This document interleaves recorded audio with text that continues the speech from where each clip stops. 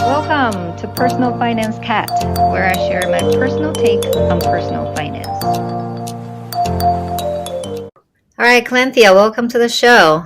How are you? Thank you so much for having me. I'm doing great. Very happy that it's Friday. Yeah, same here. Happy Friday. So Calanthia and I met when I was in graduate school. She's a lot younger than me, but that's how we got to know each other, through some common friends. And, I started kind of following you when you were posting about all these great things you were doing with FAST, especially. I remember there was a post where you were at the New York Exchange, or maybe NASDAQ. You were literally the picture featured on the screen. I was like, wow, that's awesome. In my heart, I was like, you go, girl, represent. So I started kind of following you more closely since then. And now, fast forward a couple months, I guess, you're now the co-founder at Masa Finance, a Web3 soulbound identity protocol. And your work has been featured on CNBC, Blockworks, CoinDesk, TechCrunch, CoinTelegraph, FinTech TV, Crypto Coin Show, and more. Very impressive. Masa is on a mission to bring the next 1 billion people to Web3 by building the identity passport for users and developers. Prior to Masa, Calanthia has been a serial entrepreneur/investor. She was a founding member of PayPal's venture capital arm, a venture partner at SoulBound Ventures, an investment partner at the Community Fund, as well as the vice president of business development at FAST. So again, very impressive for someone so young. I don't even know if you're 30 yet. And for someone who has come to this country as a first-generation immigrant. So kudos to all of that. Do you want to add anything to that intro briefly? What's the latest? I just turned 30. I guess I'm not so young anymore. I just turned 30. I really appreciate the kind words. So maybe let's just jump in. I'm very interested in hearing about Masa. I saw a little bit on your website. I kind of have an idea, but to be honest, I'm not that familiar with Web3, DeFi, and all that good stuff. So for those of us who are not sort of in the trench of things, can you talk a little bit more and explain what Masa does? Yeah, sure, absolutely. So I'll probably make a Web2 or the real world, so-called real world analogy. Imagine the equivalence of Web3 in the real world. In Web2, the metaverse will be the world that we live in, right? It's not the virtual reality world, but the real world that we live in. The currencies that we use, whether it's USD, RMB, JPY, etc., will be cryptocurrency in the Web3 world. And then the technology or the underlying layer that powers the entire Web2, let's say whether it's an internet for technology or the power grid for our day-to-day life, will be blockchain in Web3. And our passport, our ID card, our FICO score, and our reputation score that we use in Web2 is what we are building for Web3 at Masa. So we're trying to be the identity layer or the identity passport for any users, developers, or audience in Web3, simply put. So imagine it's an aggregation of your financial identity, your non-financial identity, your reputation score, your credit score, and everything combined. That's what we're building at Masa for Web3. Got it. That's a very helpful explanation. But my first reaction is because you hear about the decentralization, right? Or almost anonymity, because it's not sort of monitored by anybody, especially not by any central company or government. How is that reconcile with what you're trying to do, which is identifying people? Can you kind of explain that a little bit more? There's a difference between having a centralized authority identifying people than user-owned self-sovereign identity. Let's take name as an example. You don't have to showcase your real name in Web3, nor do I spell out my legal name and my middle name and my mother's maiden name in Web3. Right. I have a moniker that I use in Web3, and that is sufficient. Instead of having to store all of your personal sensitive information by a centralized repository, like what we do in Web2 and what we do with big tech like Facebook and Instagram, in Web3, what we're building at Masa is a self-sovereign and user-owned identity. You as a user can choose to share selectively your information with the requesters, whether that's a lender you're applying for a loan from, or someone else, like a project you're trying to enter and verify that you're not a bot. So you as a user has the ultimate power and authority of owning your identity through the product that we're building on Masa in Web3. Got it. Got it. Okay. Yeah, I can see the huge need for that sort of, let's call it a bridge to connect the user's identity versus whoever the requester is, to try to understand who is actually using their product or service. Because otherwise you might have criminal stuff or something that's not even sort of permitted or wanted by whoever is providing the goods or services. So can you talk about maybe the landscape in that industry? Are you the leading organization that's doing this, or is there other competitor you have? What's sort of the landscape? Yeah, so going back to the comment you just made, identity is not just about anti-crime. I think in Web 2, we generally associate with doing KYC as anti-money laundering, anti some sort of criminal activity. However, identity is really all of your personal information and identifying information in one. You as a user will be able to use it to unlock different kind of utilities. So we normally see it from that lens. And also, if you consider the problem of bots in Web3, that's a major problem. I recently read a study that says 40% of Web3 gaming accounts are bots. And there's no good way of preventing bots from happening without properly authenticating user. So that's another lens we take when we think about identity, why there needs to be an identity, the utility and use cases of having a self-sovereign, user-centric, privacy-preserving identity in Web3. Mm-hmm. And then to a question about the landscape in Web3, of course, there are projects building everything. That's just the nature of and the beauty of the Web3 ecosystem. If there's a problem, there's always a project addressing that. But with something like identity, the challenge is that the prevailing approaches like decentralized identifier and verified credentials have been difficult to integrate because of the very fragmented standards out there. To give you an example, for decentralized identifier, there are more than 50 standards for a developer to integrate. But when we think about identity, most of people would prefer to have a more standardized way to consume and to integrate with someone's identity.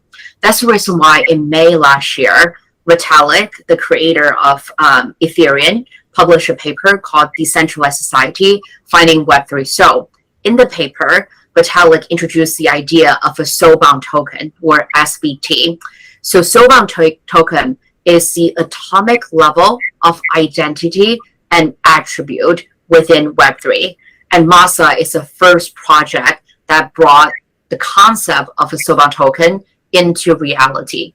Only 3 months after the concept being introduced, we at Masa launched the first soulbound token project on the Ethereum testnet in August.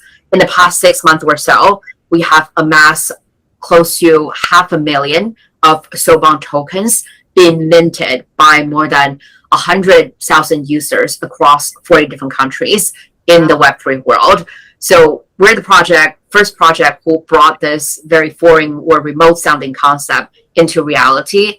And we're the fastest growing project in the SBT or soulbound token space. That's awesome. So I was wondering why the soulbound name. I thought it was some sort of metaphor, but I guess I now know there's a token associated with that.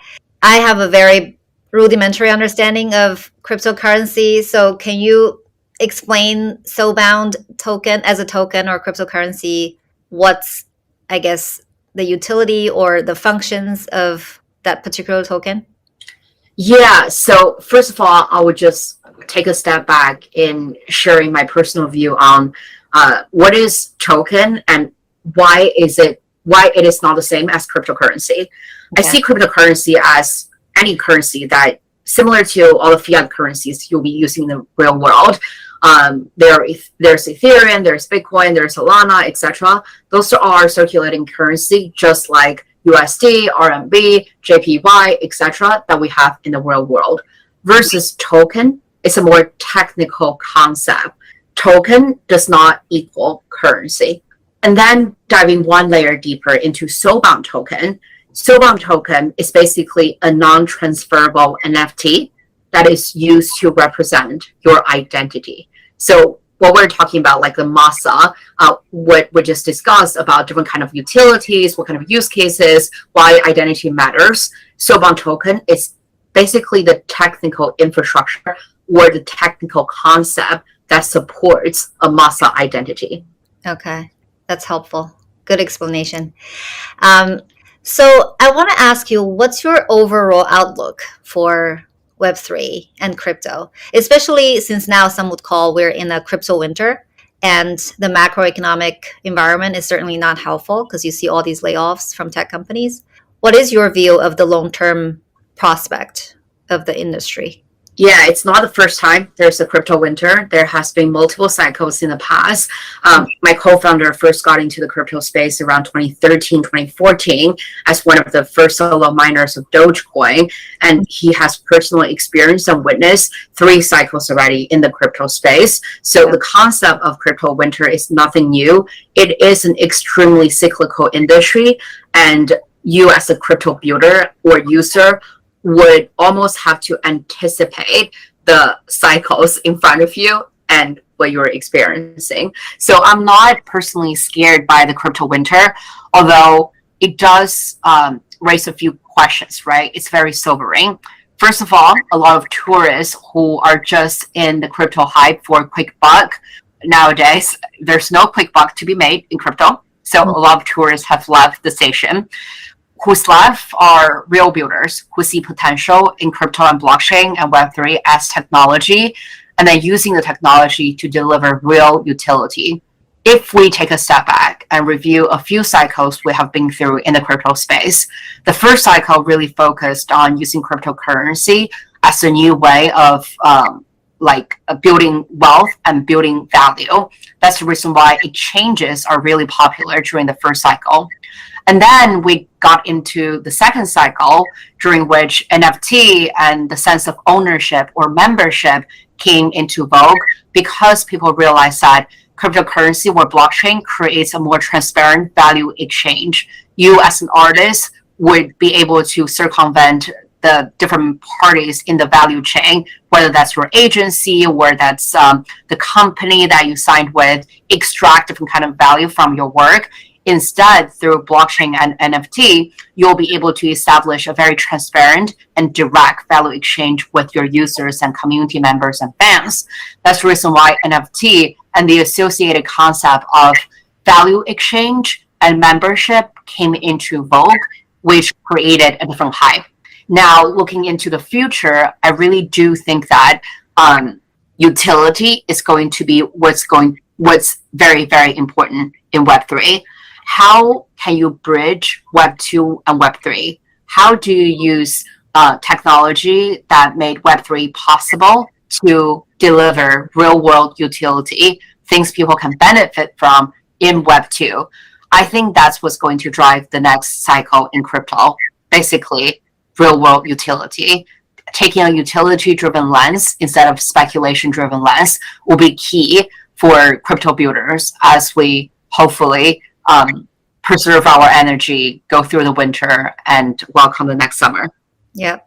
So that actually kind of triggered this question in myself, right? As you were saying, the utility lens is very important or critical in the next round.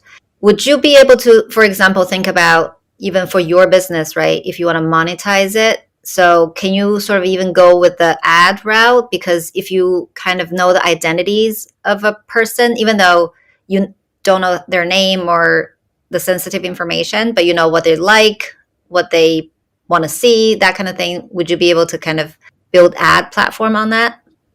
Yeah, it's not a use case that we're currently working on, but definitely something I've been thinking about. And by the way, we do make money. We actually made our first 100,000 in revenue in the first 7 days after we went live on Ethereum mainnet 2 weeks ago.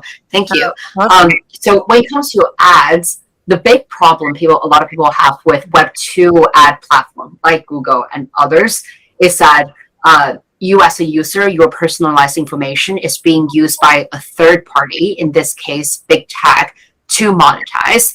You as a user do not benefit directly from a monetary perspective from your information being utilized. And the promise of Web3 is that if I want to monetize my personal information, I can, because there's a more transparent and direct value exchange. So to your question, absolutely.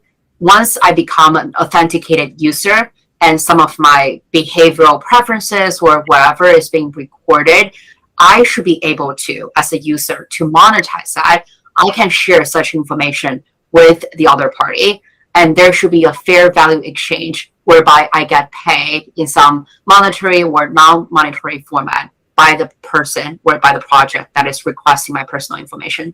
Yeah, that makes a lot of sense. Yeah, I think that's where kind of people are hoping where this could go. So you sound very knowledgeable about all of this. How did you learn all this, and how did you transition from fast, which may be related, I'm not exactly sure, but how did you kind of go into this industry, and then how did you learn so much about it? Yeah, so most of my career has spent working on fintech.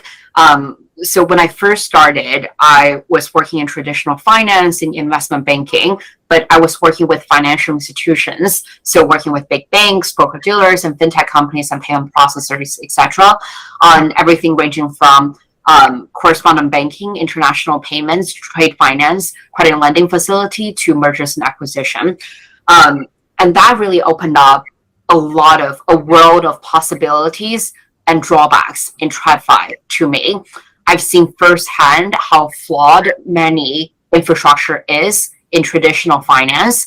And that's how I thought of using technology to solve some of the problems I was seeing. That's what got me into fintech in around 2015, 2016 or so, when fintech started to become a really emerging concept back then. I moved to California, to Silicon Valley, and network and hustle my way into PayPal Ventures. PayPal at the time had a lot of cash on the balance sheet, and was thinking about using acquisition and investment as a wedge to get into new markets, new product, and innovations. So me and my boss went to PayPal's board. We proposed that we're going to set up a venture capital practice for PayPal, using it as a way to learn new innovation, break into new technology and new markets. We eventually raised a $350 million fund, PayPal Ventures. At PayPal Ventures, I think I was really lucky. It was timed very right because it coincided with the wave of fintech innovation. Everything from consumer lending, but online instead of your loan sharks at the street corners, to neobanks, the first with neobanks like Chime, Tala, etc., and then to financial infrastructure like Plaid, Tank, how to digitize your financial information, and how to build an API-based platform for the exchanges of your financial information. And then later on to new and emerging and frontier markets as well, getting to invest and at least get to know and connect with emerging projects in Africa, in Latin America, and in South Asia, etc., and make some investments in those markets. That really broadened my view, my perspective on how technology can be used to solve a lot of, a lot of financial issues we're seeing in the world. That is also corresponding with the trend of open finance I'm seeing, right? Because from traditional finance, working with financial institutions, to using technology to give user the power and of finance and financial decision, to making financial data more transparent through building financial infrastructure like Plaid and Tank, etc. The natural progression for me as a person is to be more curious about how much more decentralized finance could be. So I got really excited and interested in DeFi, decentralized finance, naturally as part of that progression. And as people would say, you would fall into the rabbit hole of getting into DeFi, learning more about DeFi in the DeFi summer. including working with PayPal and some product groups within PayPal on some DeFi and cryptocurrency initiatives that got me closer to learning more about Web3 and crypto in general. Yeah. And then that eventually made me excited about building a company myself in the Web3 space. Web3 is really, really unique in so many aspects. At the surface level, everyone knows that it's a new technology, it's a new world people are building. It can enable user-owned information. It makes value exchange more transparent. But from building a project in crypto myself, I've realized that there are so many other parts about building in Web3 that I truly enjoy. Let's take community and user as an example here. In Web2, we're in traditional technology, we're in traditional industries and traditional finance. It takes a very long time for you to collect user feedback. Let's think about a product question you have in mind or a survey question you have in mind. You'll have to ideate what kind of questions, put them into questionnaire. Sometimes you'll have to hire a consulting firm for the distribution and collecting of the information. And then you'll have to summarize all the information into a survey, publish a white paper. The entire cycle of collecting user feedback, community feedback, and product feedback could take, let's say, 2 to 6 months. It's a very, very lengthy process. Versus in Web3, because of the global, decentralized, and real-time nature of community building in Web3, if I have a question, within 24 hours, I will be able to collect more than 100,000 responses. That's the beauty of Web3, because people are 24/7 online, which makes building a product very, very exciting. That also directly feeds into velocity of building product. It's just so much faster. From a technology perspective, the building Legos are much more nimble. And from a product iteration perspective, the cycle of getting feedback, getting market reaction to your product becomes a lot speedier. So I know that was a really, really long answer of how I got into crypto, but that's my journey today. Yeah. No, that's very interesting to hear. So maybe I want to kind of ask a little bit about that example you talked about. I thought that in Web2, you can sort of also do that, right? If you have some sort of community, and then you can issue some sort of questionnaire, and then whoever participates in the questionnaire can provide their input, and you can gather that. So what's the difference between collecting that in Web3 versus Web2? It's about the velocity of your community. I've met so many Web2 builders who are trying to build a community. It is an intentional and sometimes can be a lengthy process of building a community. And just for comparison, since August, we have built a community of 100,000 unique users across Discord, Telegram, and on Twitter, and across 40 different countries. We have selected 244 individuals as Masa ambassador, talking about our projects. Web3 by nature is a lot more global, a lot more decentralized. The kind of users you are able to reach out to are not limited by your traditional marketing and community building method. That's just purely refreshing for a builder who's trying to build a community anywhere. Got it. Okay. So then you mentioned that you wanted to be an entrepreneur at some point once you got interested in DeFi. But then how did you, because you went to work for Fast. I don't know if that was really a job or just kind of helping to build that company from ground up. Can you talk a little bit about that experience? Because I think you were there for a couple of years at least and worked your way up to VP. Yeah, I think it's wanting to be an entrepreneur is not a new concept to me. Being able to be an entrepreneur, end of the day, it's about ownership.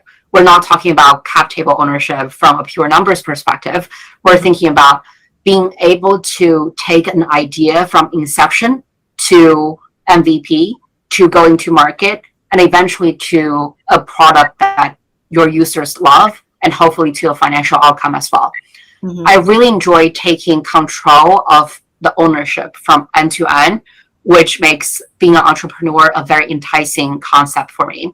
Because when you work at an organization, granted, you can enjoy a lot more resources. You don't have to be super resource poor or super scrappy on a day-to-day, because someone else has already built the infrastructure, the groundwork for you to do your job. Versus when you're an entrepreneur, you literally create something from nothing. For me, I really enjoy that process. That's the reason why I think being an entrepreneur is a very enticing prospect for me. Mm-hmm. Which is not to say that being an entrepreneur doesn't have its drawbacks. It 100% adds a lot of stress and anxiety. It's still, that's a downside of having ownership, right? Because you're the owner, you feel responsible for everything. You feel responsible for your entire team. You constantly worry about the direction of the company, the financial runway of the company, how this campaign would fare, how this product will launch, how much delivery we can do in the next cycle, etc.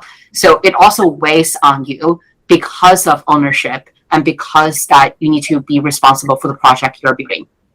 And then to your question about FAST, at PayPal Ventures, I think that's what actually first opened up my eyes about the possibility of becoming an entrepreneur, because I didn't grow up in an environment of tech. I just wasn't aware that being a tech entrepreneur was ever a possibility, because I just didn't know many people who would be able to do that.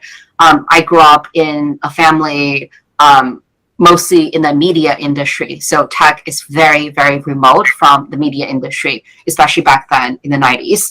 And then when I went to college, I majored in international relations in DC. And that's a completely different world compared to technology, especially back then when policy and technology, those two groups don't talk to each other. Right now, of course, there's some interesting overlap, but back then, very minimal interaction. And when I worked in investment banking, I don't think tech was like a major trend back then either. I was mostly interacting and networking with finance professionals. So still, I didn't know that being a tech entrepreneur was a possibility. It was only when I got to PayPal Ventures, I got to see that, wait, there's actually a pathway for me as an individual to become a tech entrepreneur, because as a venture capitalist, your job is to work with entrepreneurs. So I got to meet with a lot of them, connect with a lot of them, see how they work, and see the stress of being an entrepreneur, which really inspired me and opened up my eyes.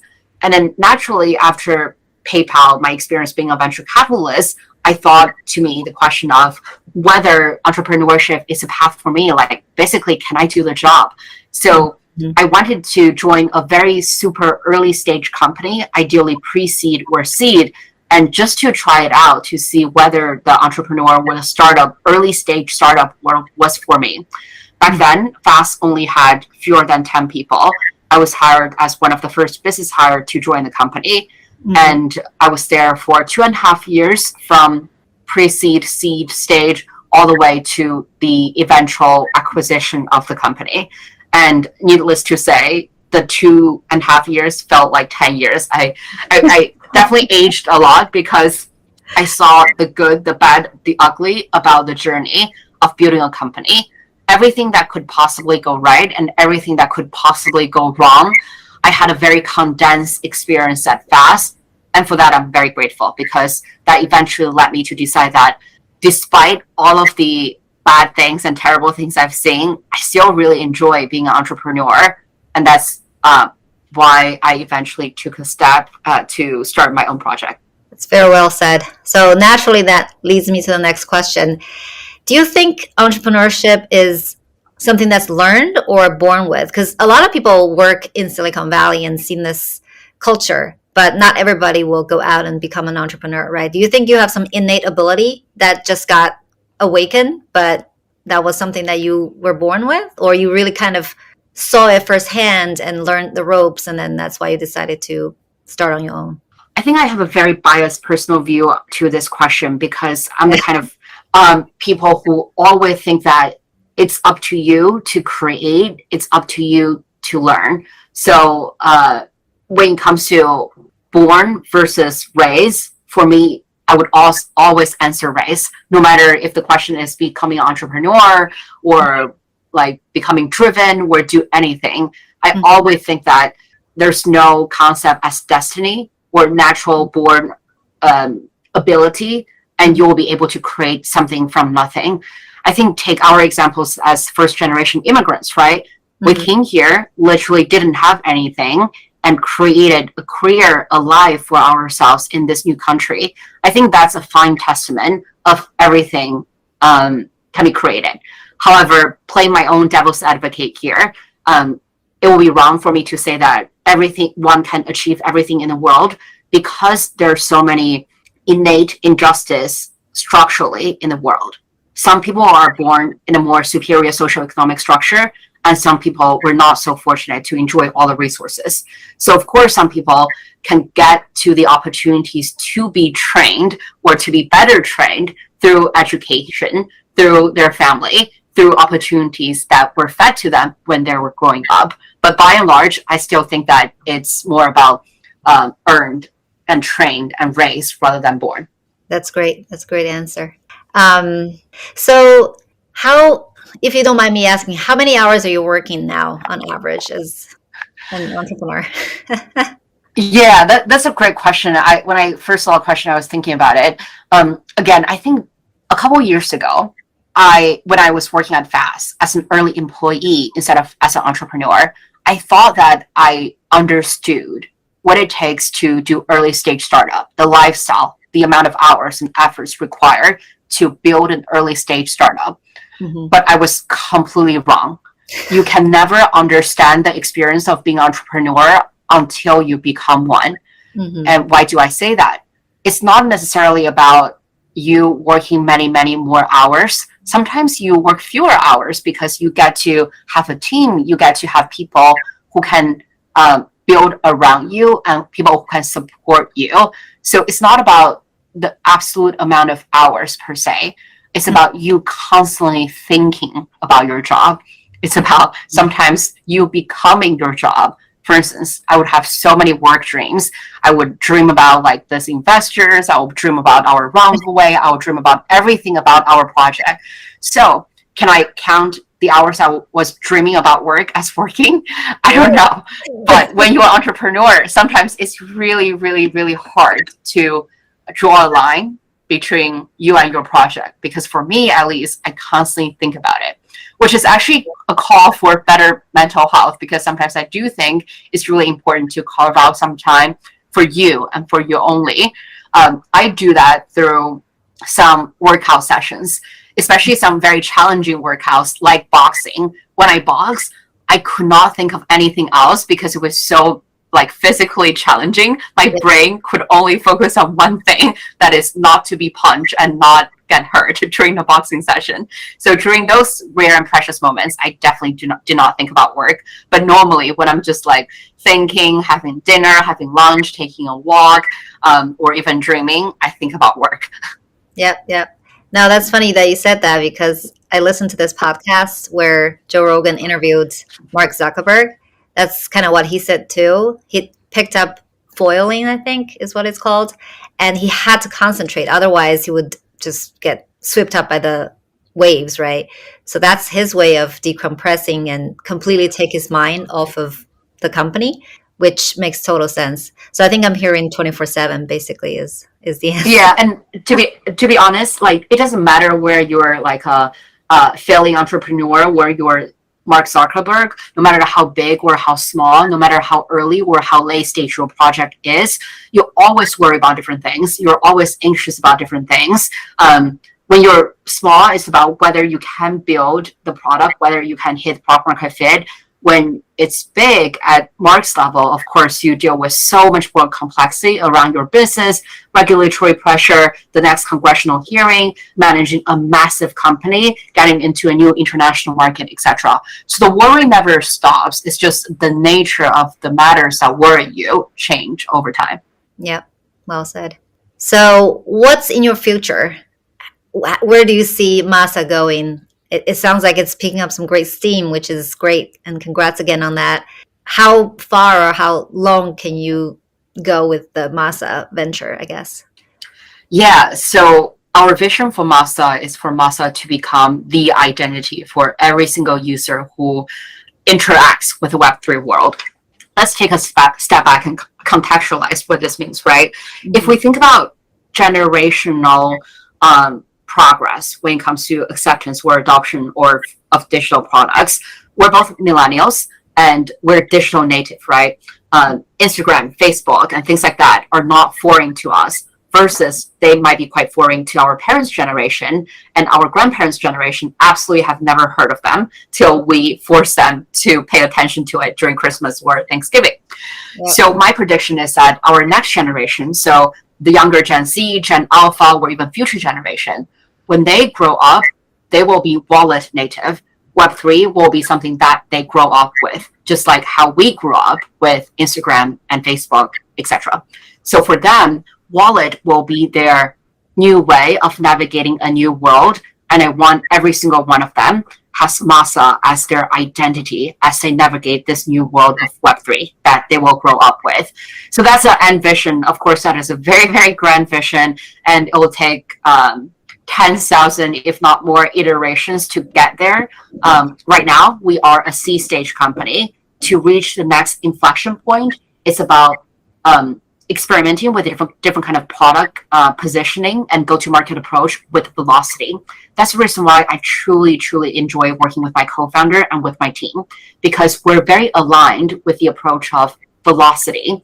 As a very fundamental infrastructure product like identity, it's not like you're building the payment acceptance for SMB like in the format of a Square. So that's a very concrete product. We're building a very conceptual and a very technical product. It takes time, iteration, and different kind of experiments to find the factor of growth for us. And we're trying that very, very hard every day. And we do that with such velocity. We only launched on the testnet 6 months ago, and now we have already reached 500,000 in soulbound token mints. And my goal for us is to reach 1 million sooner rather than later on the mainnet very soon.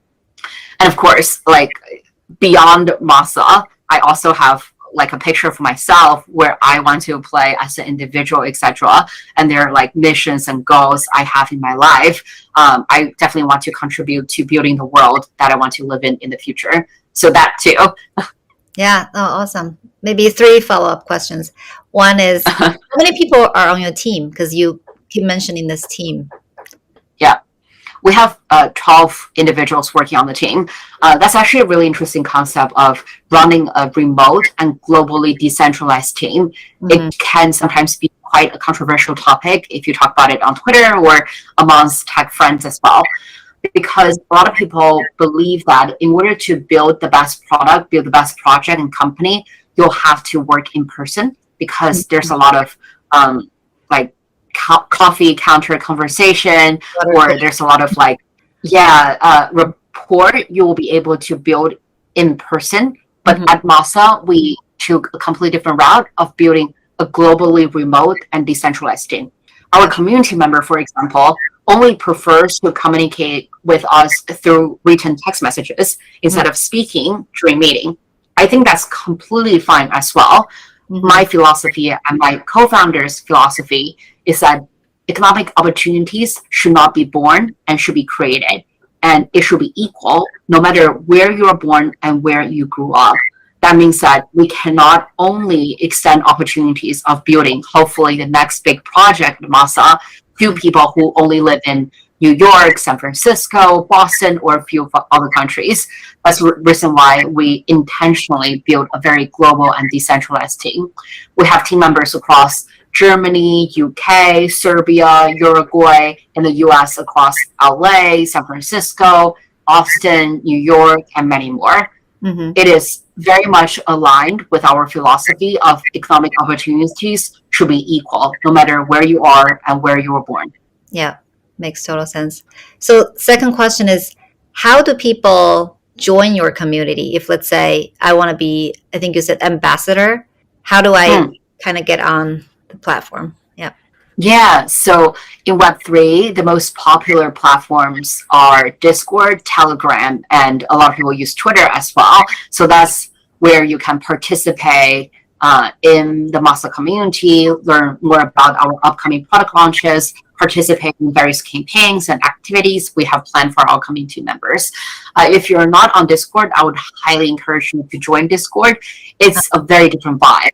It feels sometimes a lot more chaotic, definitely a lot more international, very decentralized, and sometimes can be 24/7 as well, because it does attract a very, very global crowd. Okay. Yeah, I'll certainly look into that. I think of the three you mentioned, I'm only on Twitter.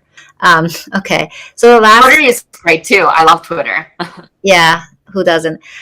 So the last follow up is you mentioned that you have other visions and ambitions outside of Masa. Do you mind sharing maybe one of them? I don't know if it's just one or multiple, or because you said building a world you Yes. want to live in. Yep. Yeah, so it's more about my personal philosophy and what kind of causes I am personally behind as a person. So Masa is a way to achieve that through building a more global economy, hiring a decentralized global team that is aligned with my personal philosophy, that there should be a global village instead of separate sovereignties who are more isolationist. So taking a step back, I was born in early 90s in China, where we finally opened up to the world, joined WTO in mid 90s, and really benefited from being part of the global economy. Nowadays, you see a lot of countries becoming a lot more isolationist, having a lot more right-wing arguments about sometimes xenophobia and many other protectionist arguments. I don't want to see that. I want to see a world that is truly global, decentralized, and without border. I think that's part of my core philosophies. The second core philosophy I have, which is something I've been working on for a very, very long time, is really gender equality. That is something that I personally experience as a woman, and that is something that I have seen across wherever I go, right? Back in college, I was an international relations major, and I did different kind of field studies in Mexico, in India, in Ghana, and obviously back home in China as well. Like gender equality have made different kind of progress in different countries. In some economies, it have gone very, very far, but in some, it's still very, very far behind from what I think will be ideal and will be just. So that's something that I would love to spend time and spend the rest of my life working on as well. So those are two causes or missions I have for me as an individual. Yeah, no, that's awesome. Thank you for sharing that. So do you have any words of encouragement for people who want to be an entrepreneur or are just starting to kind of go on this path? Yeah, I don't think this is necessarily words of encouragement, actually. It's mostly, it might be the opposite. It might be the opposite, but I would just say it anyways. I do think that our current society has a tendency of glorifying entrepreneurship. When we look at magazine covers, we look at Elon Musk, we look at Mark Zuckerberg, we look at Emily Weiss, we look at Forbes 30 under 30, thinking that they're geniuses and we should be just like them. However, I think entrepreneurship is definitely not for everyone. I don't think everyone should and need to become an entrepreneur. It is a very unique path that I hope a lot more people are more openly sharing about the underbelly of becoming an entrepreneur, the difficulties, the mental challenges, the ugly side of becoming an entrepreneur, instead of putting entrepreneurship always on magazine cover and always glorifying entrepreneurship. Wow, that's really interesting. Thanks for sharing that very different perspective. And I truly understand where you're coming from and, appreciate sharing that. So maybe the next question, I don't know if you sort of probably answered that, but what do you think is the one thing that sets people up for success versus they would not even get started or fail? Yeah, I think it's about volition. It's about always being eager to try, because you'll never know whether you can make it until you try. Sometimes it is very, very scary to try. For example, naturally, I am actually very media shy, despite growing up in a family of media professionals. I think that's probably what made me media shy in the first place. In those interviews, I couldn't tell. Thank you. And let me tell you, I actually never watched any of my interview clips because I just couldn't bear seeing myself in any of the interviews. I always secretly think that I either sound stupid or I look wrong or there's something wrong with me Not at all. whenever I do any media appearances. Thank you. It's you sound very Thank smart. You look beautiful. Thanks. But there's still like a mini person inside of me or a voice inside of me that would voice all sorts of insecurities, right? But still, I did those things. I tried. One day, I'll finally pick up the courage to watch the clips, to listen to myself talking to people, and I'm impressed. But still, you need to try. So to answer your question, I think just the willingness and the courage to try and to experiment and to experience is what would eventually set people apart. Yep, that's great. All right, so my last question for you is, where can people find more about you? Do you have? Yeah, I follow me on Twitter. I don't post a lot. That's, again, part of me being very insecure about things I say. I think I could never come up with anything clever to say on Twitter. That's the reason why I don't post very often. But still, please follow me on Twitter. Is it just, what's the handle? Calanthia? I think I'm just Calanthia, 3 A's on Twitter. Okay, that's easy enough. Cool, awesome. And of course, your company's website, I guess. Yeah, so the website is Masa Finance, and company Twitter handle is GetMasaFi. FI on Twitter. All right, that's really great. Thank you so much, Calanthia. I really enjoyed our conversation, and thank you so much for your time. I know you're super busy. Of course.